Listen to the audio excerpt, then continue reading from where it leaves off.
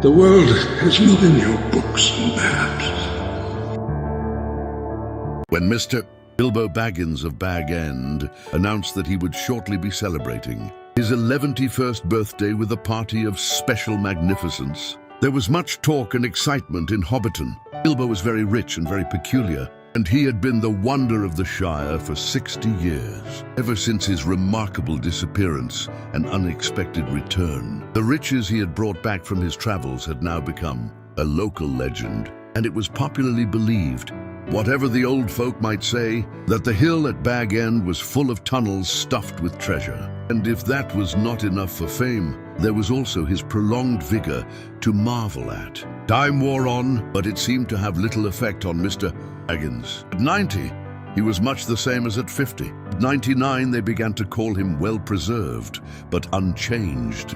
Would have been nearer the mark. There were some that shook their heads and thought this was too much of a good thing. It seemed unfair that anyone should possess apparently perpetual youth as well as reputedly inexhaustible wealth. It will have to be paid for, they said. It isn't natural and trouble will come of it. But so far trouble had not come, and as Mr. Baggins was generous with his money, most people were willing to forgive him his oddities and his good fortune. He remained on visiting terms with his relatives, except, of course, the Sackville Bagginses, and he had many devoted admirers among the hobbits of poor and unimportant families, but he had no close friends until some of his younger cousins began to grow up.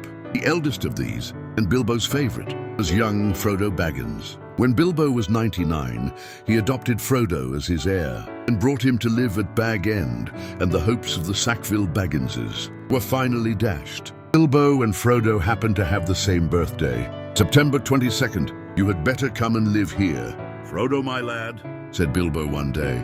Then we can celebrate our birthday parties comfortably together. At that time, Frodo was still in his tweens, as the hobbits called the irresponsible 20s between childhood and coming of age at 33. Another 12 years passed. Each year, the Bagginses had given very lively combined birthday parties at Bag End, but now it was understood that something quite exceptional was being planned for that autumn. Bilbo was going to be 111, a rather curious number, and a very respectable age for a hobbit. The old took himself had only reached 130, and Frodo was going to be 33. 33, an important number, the date of his coming of age. Tongues began to wag in Hobbiton and Bywater, and the rumor of the coming event traveled all over the Shire. The history and character of Mr. Bilbo Baggins became once again the chief topic of conversation, and the older folk suddenly found their reminiscences in much demand. No one had a more attentive audience than old Ham Gamgee, commonly known as the Gaffer. He held forth at the Ivy Bush, a small inn on the Bywater Road, and he spoke with some authority, for he had tended the garden at Bag End for 40 years and had helped old Holman in the same job before that. Now that he was getting old and stiff in the joints, the job was mainly carried on by his youngest son, Sam Gamgee. Both father and son were on very friendly terms with Bilbo and Frodo. They lived on the hill itself, in number 3 Bagshot Row, just below Bag End. A very nice, well-spoken, gentle hobbit is Mr. Bilbo, as I've always said, the Gaffer declared, with complete truth, for Bilbo was very polite to him, calling him Master Hamfast and consulting him constantly upon the growing of vegetables in the matter of roots, especially potatoes. The Gaffer was acknowledged as the leading authority by all in the neighborhood, including himself. But what about this Frodo that lives with him? Asked old Noakes of Bywater. Baggins is his name, but he's more than half a brandy-buck, they say. It beats me why any Baggins of Hobbiton should go looking for a wife away there in Buckland, where folks are so queer. And no wonder they're queer, put in Daddy Two-Foot, the Gaffer's next-door neighbor. If they live on the wrong side of the Brandywine River and right agin the old forest, that's a dark bad place, if half the tales be true. You're right, Dad, said the Gaffer. Not that the Brandybucks of Buckland live in the old forest, but they're a queer breed, seemingly. They fool about with boats on that big river, and that isn't natural. Small wonder that trouble came of it, I say. But anyway, Mr. Frodo is as nice a young hobbit as you could wish to meet. Why shouldn't he be? Said Daddy Two-Foot. I hope he will be, but they say he was high-spirited as a lad. Still, it's a pity that his parents should have come to such a bad end, as you might say. How was that? Asked several voices. Well, they do say he drowned, said several others. And why? Because they went out on the water, said the gaffer, and they never came back. Who's they? Asked old Noakes. Oh, Frodo's father and mother, Mr. Drogo Baggins and poor Miss Primula Brandybuck. You see, Mr. Drogo married poor Miss Primula. She was a first cousin of our Mr. Bilbo on her mother's side. Her mother was the youngest daughter of the old Took, and Mr. Drogo was his second cousin. So Frodo is his first and second cousin, once removed either way, if you follow me. I don't, said old Noakes. Anyway, they went out on the river and they had a quarrel and the boat sank, said some.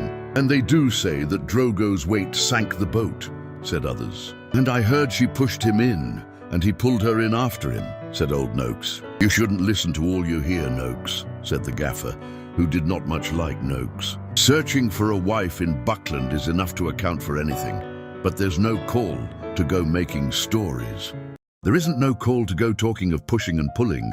Boats are quite tricky enough for those that sit, still without looking further, for the cause of trouble. Anyway, there was this Mr. Frodo, left an orphan and stranded, as you might say, among those queer Bucklanders, being brought up anyhow in Brandy Hall, a regular warren by all accounts. Old Master Gorbodoc never had fewer than a couple of 100 relations in the place. Mr. Bilbo never did a kinder deed than when he brought the lad back to live among decent folk.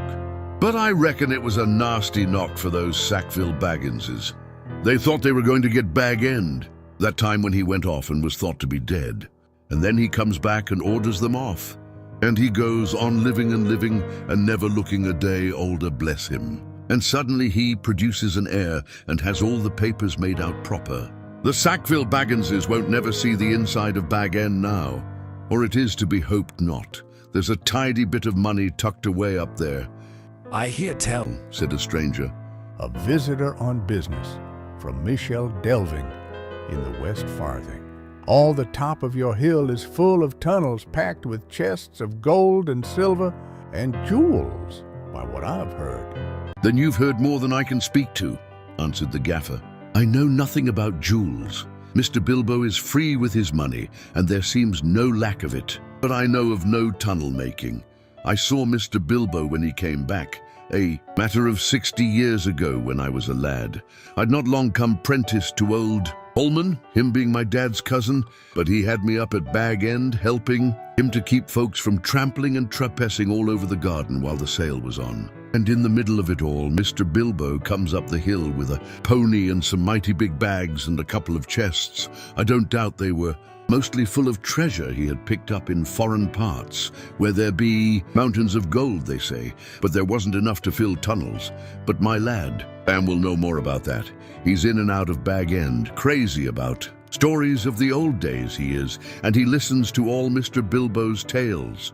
Mr. Bilbo has learned him his letters, meaning no harm. Mark you, and I hope no harm will come of it.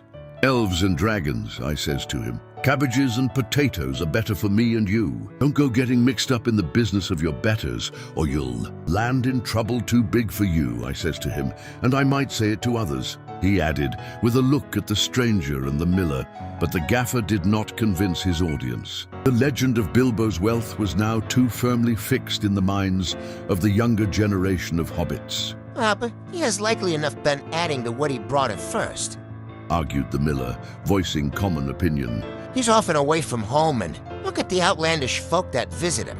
Dwarves coming at night, and that old wandering conjure, Gandalf and all. You can say what you like, Gaffer, but Bag End's a queer place, and its folk are queerer. And you can say what you like about what you know no more of than you, or do of boating, Mr. Sandyman, retorted the gaffer, disliking the miller even more than usual. If that's being queer, then we could do with a bit more queerness in these parts. There's some not far away that wouldn't offer a pint of beer to a friend if they lived in a hole with golden walls, but they do things proper at Bag End. Our Sam says that everyone's going to be invited to the party, and there's going to be presents, mark you, presents for all, this very month as is. That very month was September, and as fine as you could ask. A day or two later, a rumor, probably started by the knowledgeable Sam, was spread about that there were going to be fireworks. Fireworks, what is more, such as had not been seen in the Shire for nigh on a century, not indeed since the old Took died. Days passed, and the day drew nearer. An odd-looking wagon laden with odd-looking packages rolled into Hobbiton one evening and toiled up the hill to Bag End. The startled hobbits peered out of lamplit doors to gape at it. It was driven by outlandish folk, singing strange songs, dwarves with long beards and deep hoods. A few of them remained at Bag End. At the end of the second week in September, a cart came in through Bywater from the direction of Brandywine Bridge in broad daylight. An old man was driving it all alone. He wore a tall pointed blue hat, a long grey cloak and a silver scarf. He had a long, white beard and bushy eyebrows that stuck out beyond the brim of his hat. Small hobbit children ran after the cart all through Hobbiton and right up the hill. It had a cargo of fireworks, as they rightly guessed. At Bilbo's front door, the old man began to unload. There were great bundles of fireworks of all sorts and shapes, each labeled with a large red G and the elf rune. That was Gandalf's mark, of course, and the old man was Gandalf the wizard, whose fame in the Shire was due mainly to his skill with fires, smokes and lights. His real business was far more difficult and dangerous, but the Shire folk knew nothing about it. To them, he was just one of the attractions at the party, hence the excitement of the hobbit children. "G for grand," they shouted, and the old man smiled. They knew him by sight, though he only appeared in Hobbiton occasionally and never stopped long. But neither they nor any but the oldest of their elders had seen one of his firework displays. They now belonged to a legendary past. When the old man, helped by Bilbo and some dwarves, had finished unloading, Bilbo gave a few pennies away, but not a single squib or cracker was forthcoming, to the disappointment of the onlookers. "Run away now," said Gandalf. "You will get plenty when the time comes." Then he disappeared inside with Bilbo, and the door was shut. The young hobbits stared at the door in vain for a while, and then made off, feeling that the day of the party would never come. Inside Bag End, Bilbo and Gandalf were sitting at the open window of a small room looking out west onto the garden. The late afternoon was bright and peaceful. The flowers glowed red and golden, snapdragons and sunflowers, and nasturtiums trailing all over the turf walls and peeping in at the round windows. "How bright your garden looks," said Gandalf. "Yes," said Bilbo. I am very fond indeed of it, and of all the dear old Shire. But I think I need a holiday. "You mean to go on with your plan, then?" "I do." I made up my mind months ago, and I haven't changed it. Very well. "It is no good saying any more. Stick to your plan, your whole plan, mind. And I hope it will turn out for the best, for you and for all of us. I hope so. Anyway, I mean to enjoy myself on Thursday and have my little joke." "Who will laugh, I wonder?" said Gandalf, shaking his head. "We shall see," said Bilbo. The next day, more carts rolled up the hill, and still more carts. There might have been some grumbling about dealing locally, but that very week, orders began to pour out of Bag End for every kind of provision, commodity, or luxury that could be obtained in Hobbiton or Bywater or anywhere in the neighborhood. People became enthusiastic, and they began to tick off the days on the calendar, and they watched eagerly for the postman, hoping for invitations. Before long, the invitations began pouring out, and the Hobbiton post office was blocked, and the Bywater post office was snowed under, and voluntary assistant postmen were called for. There was a constant stream of them going up the hill, carrying hundreds of polite variations on "Thank you, I shall certainly come." A notice appeared on the gate at Bag End: no admittance except on party business. Even those who had or pretended to have party business were seldom allowed inside. Bilbo was busy, writing invitations, ticking off answers, packing up presents, and making some private preparations of his own. From the time of Gandalf's arrival, he remained hidden from view. One morning the hobbits woke to find the large field south of Bilbo's front. Door covered with ropes and poles for tents and pavilions. A special entrance was cut into the bank leading to the road, and wide steps and a large white gate were built there. The 3 hobbit families of Bagshot Row, adjoining the field, were intensely interested and generally envied. Old Gaffer Gamgee stopped even pretending to work in his garden. The tents began to go up. There was a specially large pavilion, so big that the tree that grew in the field was right inside it and stood proudly near one end, at the head of the chief table. Lanterns were hung on all its branches. More promising still, to the hobbit's mind, an enormous open-air kitchen was erected in the north corner of the field. A draft of cooks from every inn and eating house for miles around arrived to supplement the dwarves and other odd folk that were quartered at Bag End. Excitement rose to its height. Then the weather clouded over. That was on Wednesday, the eve of the party. Anxiety was intense. Then Thursday, September the 22nd, actually dawned. The sun got up, the clouds vanished, flags were unfurled, and the fun began. Bilbo Baggins called it a party, but it was really a variety of entertainments rolled into one. Practically everybody living near was invited. A very few were overlooked by accident, but as they turned up all the same, that did not matter. Many people from other parts of the Shire were also asked, and there were even a few from outside the borders. Bilbo met the guests and additions at the new White Gate in person. He gave away presents to all and sundry. The latter were those who went out again by a back way and came in again by the gate. Hobbits give presents to other people on their own birthdays. Not very expensive ones, as a rule, and not so lavishly as on this occasion. But it was not a bad system. Actually, in Hobbiton and Bywater, every day in the year was somebody's birthday, so that every hobbit in those parts had a fair chance of at least one present at least once a week. But they never got tired of them. On this occasion, the presents were unusually good. The hobbit children were so excited that for a while they almost forgot about eating.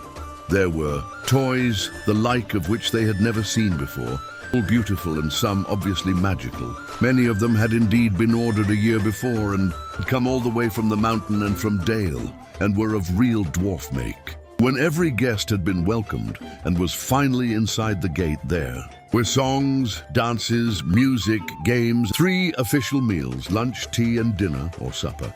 But lunch and tea were marked chiefly by the fact that at those times all the guests were sitting down and eating together. At other times there were merely lots of people eating and drinking continuously from 11s until 6:30 when the fireworks started. The fireworks were by Gandalf. They were not only brought by him, but designed and made by him. And the special effects, set pieces and flights of rockets were let off by him. But there was also a generous distribution of squibs, crackers, bacca-rappers, sparklers, torches, dwarf candles, elf fountains, goblin barkers and thunderclaps. They were all superb. The art of Gandalf improved with age. There were rockets, like a flight of scintillating birds singing with sweet voices. There were green trees with trunks of dark smoke. Their leaves opened, like a whole spring unfolding in a moment, and their shining branches dropped, glowing flowers down upon the astonished hobbits, disappearing with a sweet scent just before they touched their upturned faces. There were fountains of butterflies that flew glittering into the trees. There were pillars of colored fires that rose and turned into eagles or sailing ships or a phalanx of flying swans. There was a red thunderstorm and a shower of yellow rain.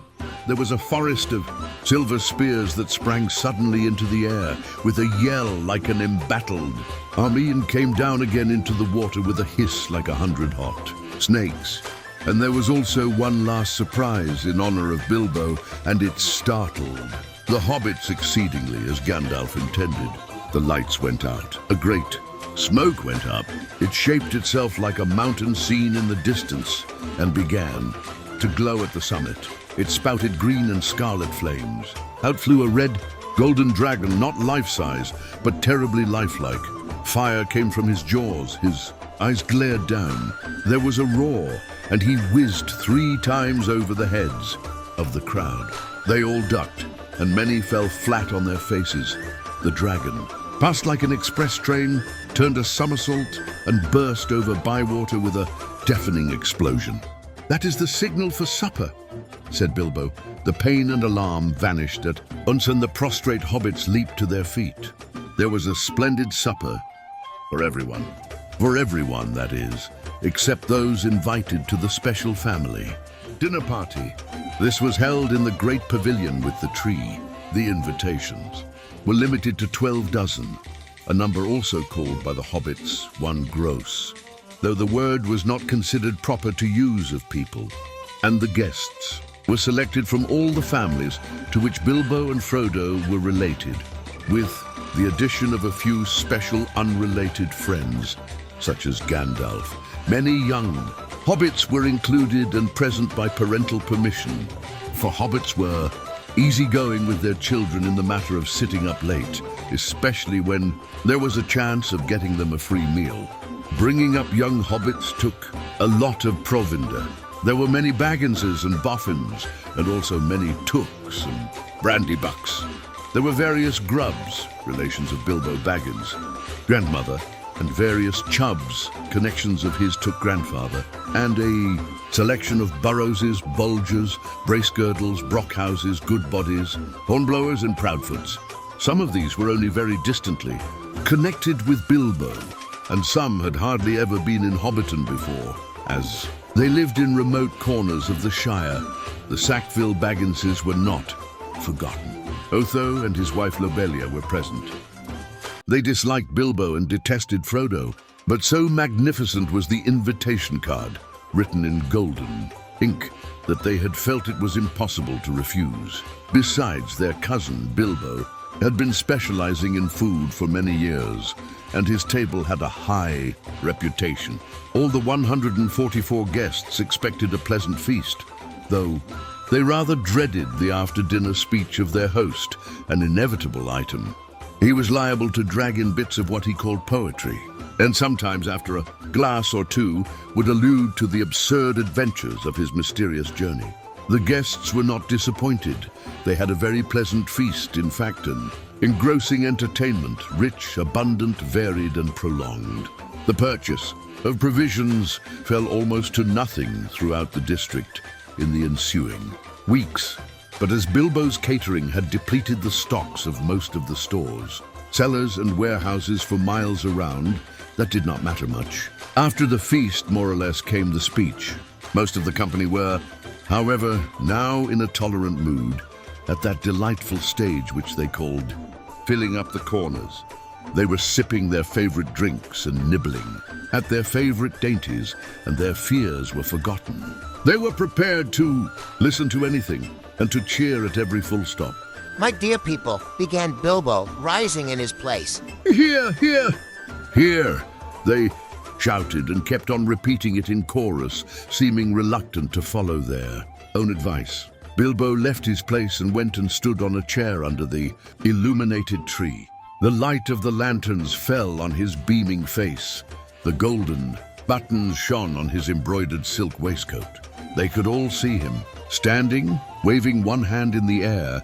The other was in his trouser pocket. "My dear Bagginses and Boffins," he began again, "and my dear Tooks and Brandybucks and Grubbs and Chubbs and Burrowses and Hornblowers and Bulgers, Bracegirdles, Goodbodies, Brockhouses, and Proudfoots." Proud feet! Shouted an elderly hobbit from the back of the pavilion. His name, of course, was Proudfoot, and well-merited. His feet were large, exceptionally furry, and both were on the table. "Proudfoots," repeated Bilbo. "Also my good Sackville Bagginses that I. Welcome back at last to Bag End. Today is my 111th birthday. I am 1 today." "Hooray! Hooray!" Many happy returns. They shouted, and they hammered joyously on the tables. Bilbo was doing splendidly. This was the sort of stuff they liked, short and obvious. "I hope you're all enjoying yourselves as much as I am." Deafening cheers. Cries of yes and no. Noises of trumpets and horns, pipes and flutes and other musical instruments. There were, as has been said, many young hobbits present. Hundreds of musical crackers had been pulled. Most of them bore the mark Dale on them, which did not convey much to most of the hobbits, but they all agreed they were marvelous crackers. They contained instruments, small but of perfect make and enchanting tones. Indeed, in one corner, some of the young tooks and brandybucks, supposing Uncle Bilbo to have finished, since he had plainly said all that was necessary, now got up an impromptu orchestra and began a merry dance tune. Master Everard Took and Miss Melilot Brandybuck got on a table and with bells in their hands began to dance the Bringle Ring, a pretty dance, but rather vigorous, but Bilbo had not finished. Seizing a horn from a youngster nearby, he blew 3 loud hoots. The noise subsided. I shall not keep you long, he cried. Cheers from all the assembly. I've called you all together for a purpose. Something in the way that he said this made an impression. There was almost silence, and 1 or 2 of the tooks pricked up their ears. Indeed, for 3 purposes. First of all, to tell you that I am immensely fond of you all, and that 11 years is too short a time to live among such excellent and admirable hobbits. Tremendous outburst of approval. I don't know half of you, half as well as I should like, and I like less than half of you, half as well as you deserve. This was unexpected and rather difficult. There was some scattered clapping, but most of them were trying to work it out and see if it came to a compliment. Secondly, to celebrate my birthday. Cheers again. I should say our birthday, for it is, of course, also the birthday of my heir and nephew, Frodo. He comes of age and into his inheritance today. Some perfunctory clapping by the elders, and some loud shouts of "Frodo, Frodo, jolly old Frodo," from the juniors. The Sackville Bagginses scowled and wondered what was meant by coming into his inheritance. Together, we score 144. Your numbers were chosen to fit this remarkable total. 1 gross, if I may use the expression. No cheers. This was ridiculous. Many of the guests, and especially the Sackville Bagginses, were insulted, feeling sure they had only been asked to fill up the required number, like goods in a package. 1 gross, indeed vulgar expression. Here's also, if I may be allowed to refer to ancient history, the anniversary of my arrival by barrel at Esgaroth on the Long Lake, though the fact that it was my birthday slipped my memory on that occasion. I was only 51 then, and birthdays did not seem so important. The banquet was very splendid, however, though I had a bad cold at the time. I remember, and could only say thank you. Very much. I now repeat it more correctly. Thank you very much for coming, to my little party. Obstinate silence. They all feared that a song or some poetry was now imminent. And they were getting bored. Why couldn't he stop talking and let them drink his health? But Bilbo did not sing or recite. He paused for a moment. Thirdly and finally, He said, I wish to make an announcement. He spoke. This last word so loudly and suddenly that everyone sat up who still could.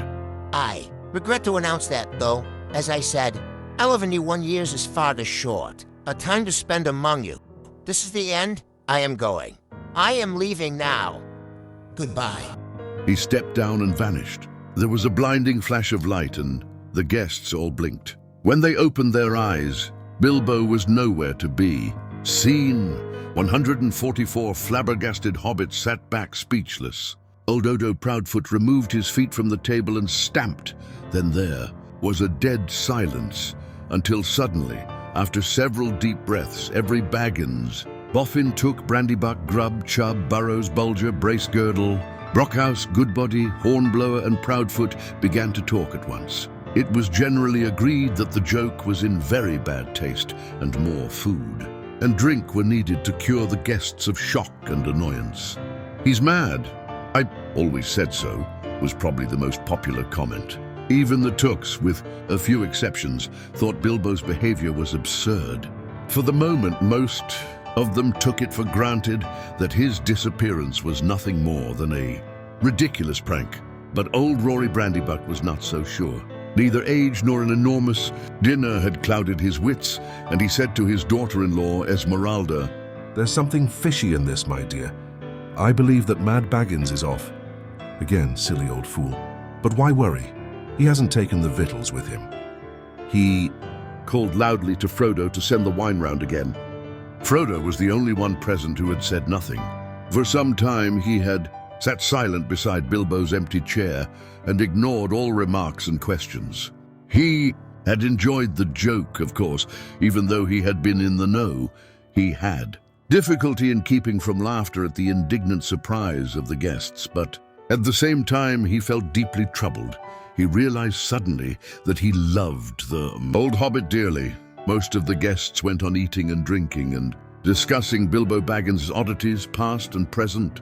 But the Sackville Bagginses had already departed in wrath. Frodo did not want to have any more to do with the party. He gave orders for more wine to be served. Then he got up and drained his own glass silently to the health of Bilbo and slipped out of the pavilion. As for Bilbo Baggins, even while he was making his speech, he had been fingering the golden ring in his pocket, his magic ring that he had kept secret for so many years. As he stepped down, he slipped it on his finger, and he was never seen by any hobbit in Hobbiton again. He walked briskly back to his hole and stood for a moment listening with a smile to the din in the pavilion and to the sounds of merrymaking in other parts of the field. Then he went in.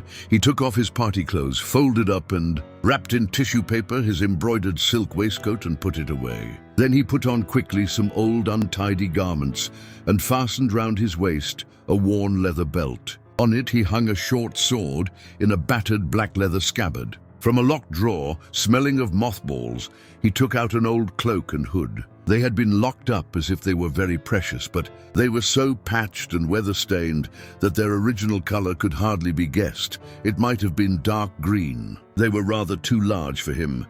He then went into his study and from a large strongbox took out a bundle, wrapped in old cloths and a leather-bound manuscript, and also a large, bulky envelope. The book and bundle he stuffed into the top of a heavy bag that was standing there, already nearly full. Into the envelope he slipped his golden ring and its fine chain, and then sealed it and addressed it to Frodo. First, he put it on the mantelpiece, but suddenly he removed it and stuck it in his pocket. At that moment the door opened and Gandalf came quickly in. "Hello," said Bilbo. "I wondered if you would turn up." I am glad to find you visible. Replied the wizard, sitting down in a chair. I Wanted to catch you and have a few final words. I suppose you feel that. Everything has gone off splendidly and according to plan. "Yes, I do. said Bilbo. Though that flash was surprising. It quite startled me, let alone the others. A little addition of your own, I suppose." It was. You have wisely kept that ring secret all these years, and it seemed, to me, necessary to give your guest something else. That would seem to explain your sudden vanishment. "It would spoil my joke. You're an interfering old busybody," laughed. Bilbo. "But I expect you know best." As usual, I do when I know anything. But I don't feel too sure about this whole affair. It has now come to the final point. You have had your joke and alarmed or offended most of your relations, and given the whole Shire something to talk about for 9 days, or 99 more likely. Are you going any further? "Yes, I am. I feel I need a holiday, a very long holiday. As I have told you before, probably a permanent holiday. I don't expect I shall return. In fact, I don't mean to, and I have made all arrangements." I'm old, Gandalf. I don't look it, but I'm beginning to feel it in my heart. Well preserved indeed. He snorted. I feel thin, sort of stretched, like butter scraped over too much bread. That can't be right. I need a change or something. Gandalf looked curiously and closely at him. No, it does not seem right. He said thoughtfully. No, after all, I believe your plan is probably the best. Well, I've made up my mind anyway. I want to see mountains again. Mountains, Gandalf. And then find somewhere where I can rest in peace and quiet without a lot of relatives prying around, and a string of confounded visitors hanging on the bell. I might find somewhere where I can finish my book. I've thought of a nice ending for it. And he lived happily ever after, to the end of his days. Gandalf laughed. I hope you will, but nobody will read the book, however it ends. Oh, they may in years to come. Frodo has read some already as far as it has gone. You'll keep an eye on Frodo, won't you? Yes, I will, 2 ice as often as I can spare them. He would come with me, of course. If I asked him, in fact, he offered too. Once just before the party. But he does not really want it yet. I want to see the wild country again before I die. And the mountains, but he is still in love with. The Shire with woods and fields and little rivers. He ought to be comfortable here. I'm leaving everything to him. Of course, except a few oddments, I hope. He will be happy when he gets used to being on his own. It's time he was his own master now. Everything? said Gandalf. The ring as well. You agreed to that. You remember? Well, yes, I suppose so. Stammered Bilbo. Where is it? In an envelope, if you must know. Said Bilbo impatiently. On the mantelpiece. Well, no. Here it is in my pocket. He hesitated. Isn't that odd now? He said softly to himself. Yet after all, why not? Why shouldn't it stay there? Gandalf looked again very hard at Bilbo, and there was a gleam in his eyes. I think, Bilbo, He said quietly. I should leave it behind. Don't you want to? Well, yes. And no. Now it comes to it. I don't like parting with it at all, I may say. And I don't really see why I should. Why do you want me to? He asked. The curious change came over his voice. It was sharp with suspicion and annoyance. You are always badgering me about my ring, but you have never bothered me about the other things that I got on my journey. No, but I had to badger you, said Gandalf. I wanted the truth. It was important. Magic rings are, well, magical, and they are rare and curious. I was professionally interested in your ring, you may say. And I still am. I should like to know where it is. If you go wandering again also, I think you have had it quite long enough. You won't need it anymore, Bilbo, unless I'm quite mistaken. Bilbo flushed, and there was an angry light in his eyes. His kindly face grew hard. Why not? He cried. And what business is it of yours anyway? To know what I do with my own things. It's mine. I found it. It came to me. Yes, yes, Said Gandalf. but there is no need to get angry. If I am, it is your fault. Said Bilbo. It is mine. I tell you, my own, my precious, yes, my precious. The wizard's face remained grave and attentive, and only a flicker in his deep eyes showed that he was startled and indeed alarmed. It has been called that before, He said. but not by you. But I say it now, and why not? Even if Gollum said the same once, it's not his now, but mine. And I shall keep it, I say. Gandalf stood up. He spoke sternly. You will be a fool if you do, Bilbo. He said. You make that clear with every word you say. It has got far too much hold on you. Let it go. And then you can go yourself and be free. I'll do as I choose and go as I please. Said Bilbo obstinately. Now, my dear Hobbit, Said Gandalf. all your long life we have been friends, and you owe me something. Come do as you promised.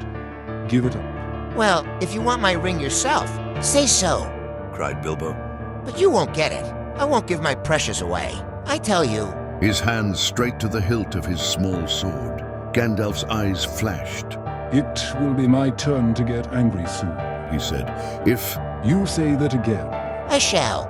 Then you will see Gandalf the Grey and cloaked. he took a step towards the hobbit, and he seemed to grow tall and menacing. His shadow filled the little room. Bilbo backed away to the wall, breathing hard, his hand clutching at his pocket. They stood for a while facing one another, and the air of the room tingled.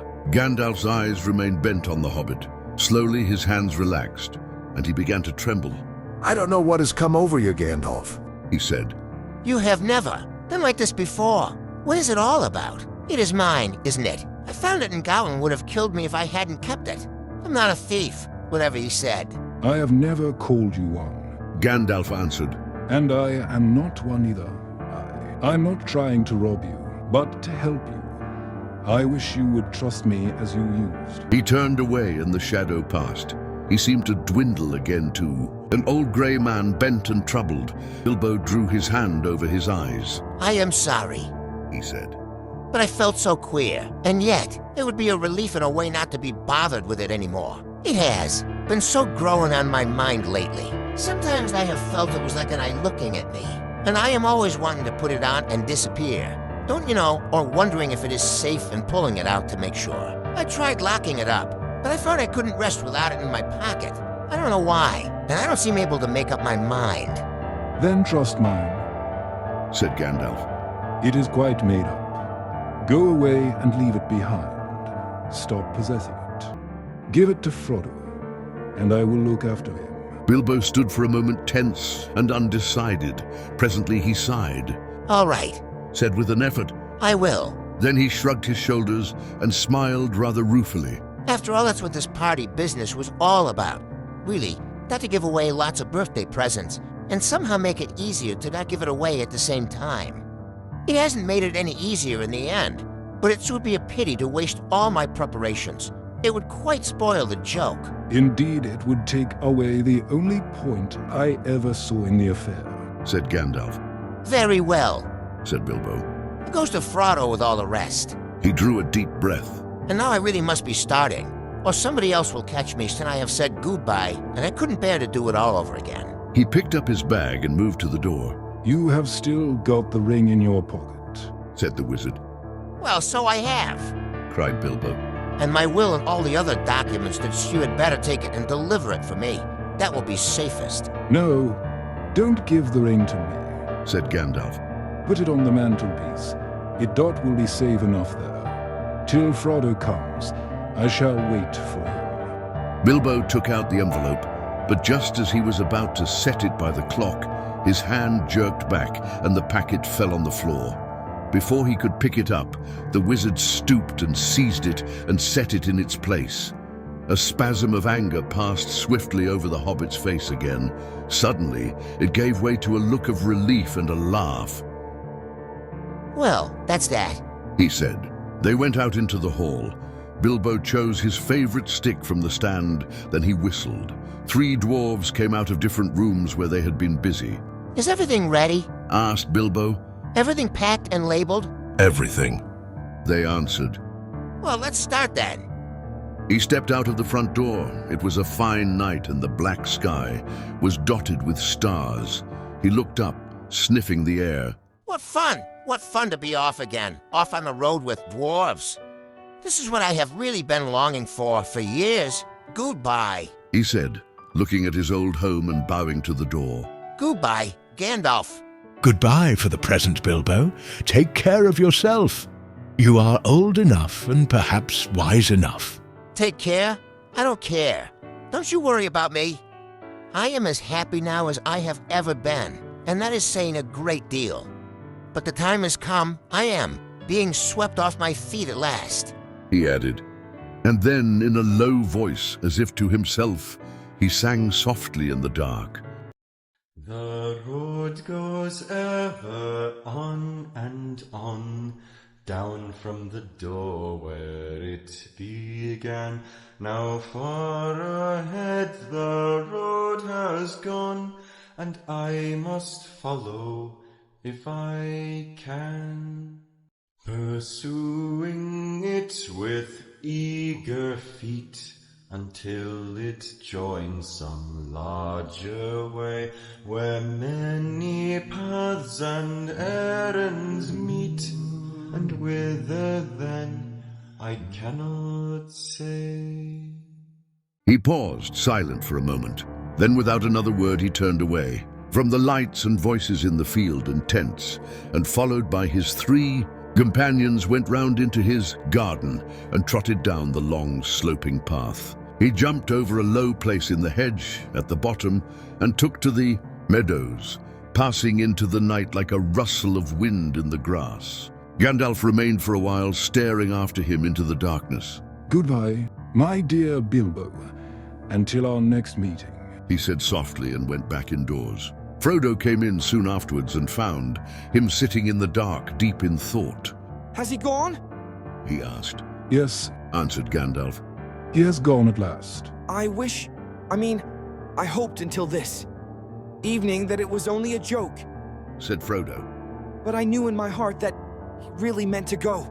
He always used to joke about serious things. I wish I had come back sooner, just to see him off. I think really he preferred slipping off quietly in the end, said Gandalf. Don't be too troubled. He'll be all right now. He left a packet for you. There it is. Frodo took the envelope from the mantelpiece and glanced at it but did not open it. You will find his will and all the other documents in there, I think, said the wizard. You are the master of Bag End now, and also, I fancy, you will find a golden ring. The ring! Exclaimed Frodo. Has he left me that? I wonder why. Still, it may be useful. It may, and it may not, said Gandalf. I should not make use of it, if I were you, but keep it secret, and keep it safe. Now I am going to bed. As master of Bag End, Frodo felt it his painful duty to say goodbye to the guests. Rumors of strange events had by now spread all over the field, but Frodo would only say, No doubt, everything will be cleared up in the morning. About midnight, carriages came for the important folk. One by one they rolled away, filled with full but very unsatisfied hobbits. Gardeners came by arrangement and removed in wheelbarrows those that had inadvertently remained behind. Night slowly passed. The sun rose. The hobbits rose rather later. Morning went on. People came and began, by orders, to clear away the pavilions and the tables and the chairs and the spoons and knives and bottles and plates and the lanterns and the flowering shrubs in boxes and the crumbs and cracker, paper, the forgotten bags and gloves and handkerchiefs, and the uneaten food, a very small item. Then a number of other people came without orders.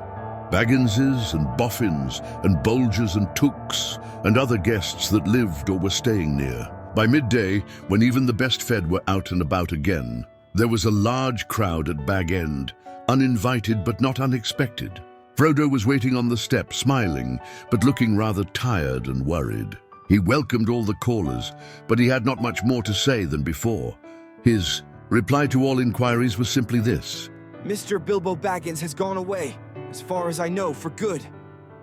Some of the visitors he invited to come inside, as Bilbo had left messages for them. Inside, in the hall, there was piled a large assortment of packages and parcels, and small articles of furniture. On every item, there was a label tied. There were several labels of this sort. For Adelard took, for his very own, from Bilbo, on an umbrella. Adelard had carried off many unlabeled ones. For Dora Baggins, in memory of a long correspondence, with love from Bilbo, on a large waste paper basket. Dora was Drogo's sister and the eldest, surviving female relative of Bilbo and Frodo. She was 99 and had written reams of good advice for more than half a century. For Milo Burrows, hoping it will be useful. From Bilbo Baggins, on a gold pen and ink bottle. Milo never answered letters. For Angelica's use, from Uncle Bilbo, on a round convex mirror. She was a young Baggins, and too obviously considered her face shapely. For the collection of Hugo Bracegirdle, from a contributor, on an empty bookcase. Hugo was a great borrower of books, and worse than usual, at returning them. For Lobelia Sackville Baggins, as a present, on a case of silver spoons. Bilbo believed that she had acquired a good many of his spoons while he was away on his former journey. Lobelia knew that quite well. When she arrived later in the day, she took the point at once, but she also took the spoons. This is only a small selection of the assembled presents. Bilbo's residence had got rather cluttered up with things in the course of his long life. It was a tendency of hobbit holes to get cluttered up, for which the custom of giving so many birthday presents was largely responsible. Not, of course, that the birthday presents were always new. There were one or two old mathoms of forgotten uses that had circulated all around the district. But Bilbo had usually given new presents and kept those that he received. The old hole was now being cleared a little. Every one of the various parting gifts had labels written out personally by Bilbo, and several had some point or some joke. But of course, most of the things were given where they would be wanted and welcome. The poorer hobbits, and especially those of Bagshot Row, did very well. Old Gaffer Gemji got 2 sacks of potatoes, a new spade, a woolen waistcoat, and a bottle of ointment for creaking joints. Old Rory Brandybuck, in return for much hospitality, got a dozen bottles of Old Wynyards, a strong red wine from the South Farthing, and now quite mature, as it had been laid down by Bilbo's father. Rory quite forgave Bilbo and voted him a capital fellow after the first bottle. There was plenty of everything left for Frodo, and of course all the chief treasures, as well as the books, pictures, and more than enough furniture were left in his possession. There was, however, no sign nor mention of money or jewelry. Not a penny piece or a glass bead was given away. Frodo had a very trying time that afternoon. A false rumor that the whole household was being distributed free spread like wildfire. And before long, the place was packed with people who had no business there, but could not be kept out. Labels got torn off and mixed, and quarrels broke out. Some people tried to do swaps and deals in the hall, and others tried to make off with minor items not addressed to them, or with anything that seemed unwanted or unwatched. The road to the gate was blocked with barrows and handcarts. In the middle of the commotion, the Sackville Bagginses arrived. Frodo had retired for a while and left his friend Merry Brandybuck to keep an eye on things. When Otho loudly demanded to see Frodo, Merry bowed politely. "He is indisposed," he said. "He is resting." "Hiding, you mean?" said Lobelia. "Anyway, we want to see him. And we mean to see him. Just go and tell him so." Merry left them a long while in the hall, and they had time to discover their parting gift of spoons. It did not improve their tempers. Eventually, they were shown into the study. Frodo was sitting at a table with a lot of papers in front of him. He looked indisposed to see. Sackville Bagginses, at any rate. And he stood up, fidgeting with something in his pocket, but he spoke quite politely. The Sackville Bagginses were rather offensive. They began by offering him bad bargain prices, as between friends, for various valuable and unlabeled things. When Frodo replied that only the things specially directed by Bilbo were being given away, they said the whole affair was very fishy. "Only one thing is clear to me," said Otho, "and that is that you are doing exceedingly well out of it. I insist on seeing the will." Otho would have been Bilbo's heir, but for the adoption of Frodo, he read the will carefully and snorted. It was, unfortunately, very clear and correct. According to the legal customs of hobbits, which demand, among other things, 7 signatures of witnesses in red ink. "Foiled again," he said to his wife. "And after waiting 60 years, spoons! Fiddlesticks!" He snapped his fingers under Frodo's nose and stumped off, but Lobelia was not so easily got rid of. A little later, Frodo came out of the study to see how things were going on, and found her still about the place, investigating nooks and corners and tapping the floors. He escorted her firmly off the premises after he had relieved her of several small but rather valuable articles that had somehow fallen inside her umbrella. Her face looked as if she was in the throes of thinking out a really crushing parting remark. But all she found to say, turning round on the step, was, "You'll live to regret it, young fellow. Why didn't you go too? You don't belong here. You're no Baggins. You're a Brandybuck." Did you hear that, Merry? That was an insult, if you like, said Frodo as he shut the door on her. "It was a compliment," said Merry Brandybuck. "And so, of course, not true." Then they went round the hole and evicted 3 young hobbits, 2 boffins and a bolger, who were knocking holes. In the walls of one of the cellars, Frodo also had a tussle with young Sancho Proudfoot, old Odo Proudfoot's grandson, who had begun an excavation in the larger pantry where he thought there was an echo. The legend of Bilbo's gold excited both curiosity and hope, for legendary gold, mysteriously obtained, if not positively ill-gotten, is, as everyone knows, anyone's for the finding, unless the search is interrupted. When he had overcome Sancho and pushed him out, Frodo collapsed on a chair in the hall. "It's time to close the shop, Merry," he said. "Lock the door, and don't open it to anyone today, not even if they bring a battering ram." Then he went to revive himself with a belated cup of tea. He had hardly sat down when there came a soft knock at the front door. "Lobelia again, most likely," he thought. "She must have thought of something really nasty and have come back again to say it. It can wait." He went on with his tea. The knock was repeated, much louder, but he took no notice. Suddenly, the wizard's head appeared at the window. If you don't let me in, Frodo, I shall blow your door right down your hole and out through the hill, he said. My dear Gandalf, half a minute. Cried Frodo, running out of the room to the door. Come in, come in. I thought it was Lobelia. Then I forgive you, but I saw her some time ago, driving a pony trap towards Bywater, with a face that would have curdled new milk. She had already nearly curdled me. Honestly, I nearly tried on Bilbo's ring. I longed to disappear. Don't do that, said Gandalf, sitting down. Do be careful of that ring, Frodo. In fact, it is partly about that I have come to say a last word. Well, what about it? What do you know already? Only what Bilbo told me. I have heard his story, how he found it, and how he used it. On his journey, I mean. Which story? I wonder, said Gandalf. Oh, not what he told the dwarves and put in his book, said Frodo. He told me the true story soon after. I came to live here. He said you had pestered him till he told you, so I had better know too. No secrets between us, Frodo, he said.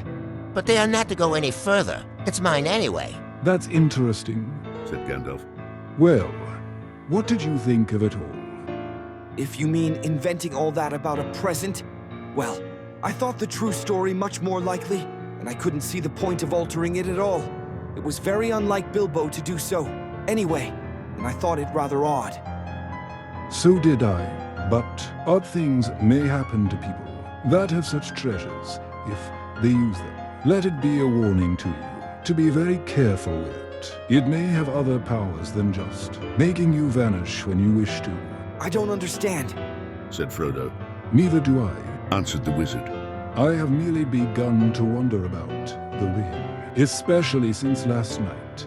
No need to worry. But if you take my advice, you will use it very seldom, or not at all. At least I beg you not to use it in any way that will cause talk or rouse suspicion. I say again, keep it safe and keep it secret. You are very mysterious. What are you afraid of? I am not certain, so I will say no more. I may be able to tell you something when I come back. I am going off at once, so this is goodbye for the present. He got up. At once? Cried Frodo. Why, I thought you were staying on for at least a week. I was looking forward to your help. I did mean to, but I have had to change my mind. I may be away for a good while, but I'll come and see you again as soon as I can. Expect me when you see me. I shall slip in quietly. I should not often be visiting the Shire again. I find that I have become rather unpopular. They say I'm a nuisance and a disturber of the peace. Some people are actually accusing me of spiriting Bilbo away, or worse. If you want to know, there is supposed to be a plot between you and me to get hold of his wealth. Some people, exclaimed Frodo. You mean Otho and Lobelia? How abominable. I would give them Bag End and everything else if I could get Bilbo back and go off, tramping in the country with him. I love the Shire, but I begin to wish, somehow, that I had gone too. I wonder if I shall ever see him again. So do I, said Gandalf. And I wonder many other things. Goodbye now. Take care of yourself. Look out for me, especially at unlikely times. Goodbye. Frodo saw him to the door. He gave a final wave of his hand and walked off at a surprising pace. But Frodo thought the old wizard looked unusually bent, almost as if he was carrying a great weight. The evening was closing in, and his cloaked figure quickly vanished into the twilight. Frodo did not see him again for a long time.